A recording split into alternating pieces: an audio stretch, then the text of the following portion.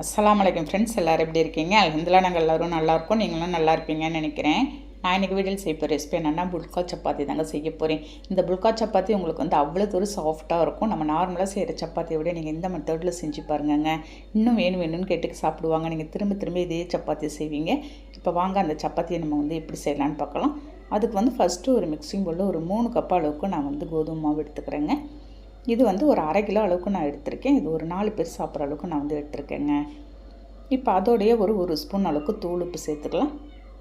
ஒரு 3 ஸ்பூன் அளவுக்கு refined oil சேர்த்துக்கிறேங்க. ஃபஸ்ட்டு இந்த மாவோட உப்பையும் எண்ணெயும் நம்ம நல்லா மிக்ஸ் பண்ணிக்கணும். அந்த மாவோட இந்த எண்ணெய் எல்லாம் நல்லா சேர்ந்து வர மாதிரி ஒரு 2 நிமிஷம் நல்லா கைவிடாது நல்லா மிக்ஸ் பண்ணிக்கலாம். நல்லா மிக்ஸ் பண்ணிவிட்டு இப்போ கொஞ்சம் கொஞ்சமாக தண்ணி ஊற்றி நான் மாவு ஒரு ஸ்மூத்தான ஒரு கன்சிஸ்டன்சிக்கு மிக்ஸ் பண்ணிக்க போகிறேங்க. மாவு நீங்கள் தண்ணி ஊற்றி ஒரேடியாக நீங்கள் எல்லா தண்ணியும் ஊற்றி ஒரேடியாக மிக்ஸ் பண்ணுறாதீங்க. கொஞ்சம் கொஞ்சமாக ஊற்றி மாவை ஒரு ஸ்மூத்தாக மிக்ஸ் பண்ணிக்கணும். நீங்கள் எனக்கு ஒரு 3 கப்பு மாவு போட்டிருந்தேன். அதுக்கு 1 கப்பு அளவுக்கு தண்ணி தேவைப்பட்டுச்சு. மாவை கொஞ்சம் திக்காக நீங்கள் மிக்ஸ் பண்ணிக்கிட்டால் தான் நல்ல ஒரு சாஃப்டாகவும் வரும். ரொம்ப உங்களுக்கு இலக்கலாக ஆகிடக்கூடாது. பாருங்கள், கைவிடாத எல்லா இடமும் அந்த தண்ணி படுற மாதிரி நல்லா மிக்ஸ் பண்ணிக்க வேண்டியதாங்க. அவ்வளோ சூப்பரான டேஸ்ட்லையும் சாஃப்டாகவும் வந்துச்சுங்க. நல்லா பஃபியாக பாருங்கள், மாவு எந்த அளவுக்கு ஸ்மூத்தாக மிக்ஸ் பண்ணியிருக்கேன்னு. இப்போ இது மேலே கொஞ்சம் நம்ம எண்ணெய் அப்ளை பண்ணிக்கலாம் மாவு காயாது இருக்கிறதுக்கு. இது ஒரு 1/2 hour இல்லாட்டி ஒரு 1 hour அப்படியே நான் ரெஸ்ட் விட்டுற போகிறேங்க. நம்ம எந்த அளவுக்கு கொஞ்சம் நேரம் ரெஸ்ட் விட்டு நம்ம செய்கிறோமோ அந்த அளவுக்கு உங்களுக்கு சாஃப்டாக கிடைக்கும். பாருங்கள், கரெக்டாக நான் ஒரு 1 hour கழித்து தான் நான் பார்த்துருக்கேன். இப்போ இன்னும் டைம் நல்லா ஒரு 2 நிமிஷம் நல்லா மிக்ஸ் பண்ணி விட்டுட்டு மாவை திரும்ப உருண்டை எடுத்து நம்ம போட்டுக்கலாம். எனக்கு 3 கப்பு மாவுக்கு கரெக்டாக எனக்கு ஒரு 10 உருண்டை வந்துச்சுங்க. நம்ம நார்மலாக எப்போயுமே சாப்பிட்ற சப்பாத்தி விட கூடவே சாப்பிட்டாங்க. அந்த அளவுக்கு டேஸ்ட்டும் நல்லா சாஃப்டாக அருமையாக இருந்துச்சு. ஒரு ஒர்க் பிளேஸில் கொஞ்சமாக எண்ணெய் அப்ளை பண்ணியிருக்கேங்க. நம்ம ரெடி பண்ணி வச்சுருந்தோம். ஒரு உருண்டையை எடுத்து லைட்டாக வச்சு இந்த மாதிரி ப்ரெஸ் பண்ணி விட்டுடலாம்.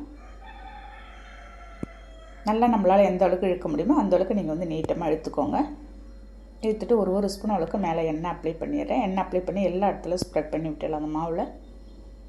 இப்போ இந்த சமயத்தில் மாவு கொஞ்சமாக எடுத்து மேலே அப்படியே எல்லா இடத்துலையும் படுற மாதிரி அதையும் ஸ்ப்ரெட் பண்ணி விடலாம் கையாலேயே.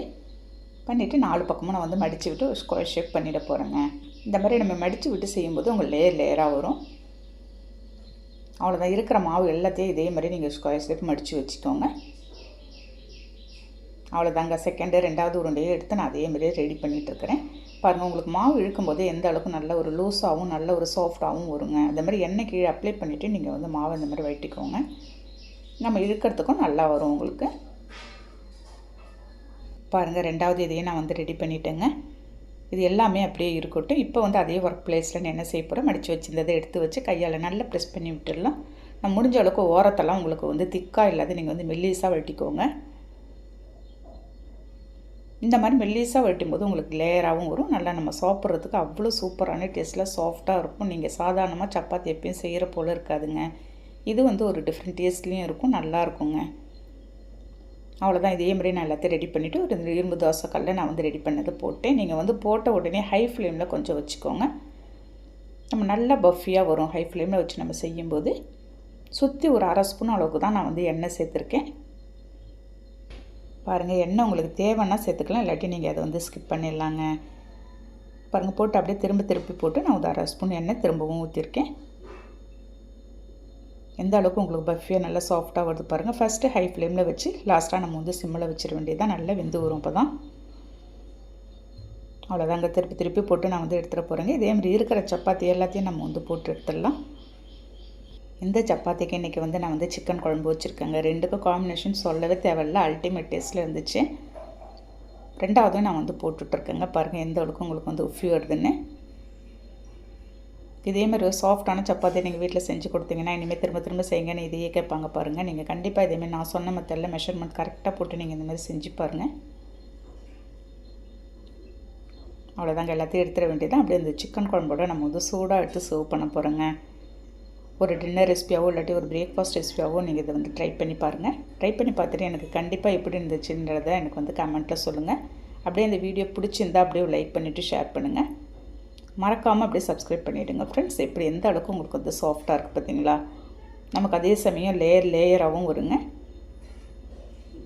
கையில் எடுக்கும்போதே அந்த அளவுக்கு சாஃப்டாக இருந்துச்சு.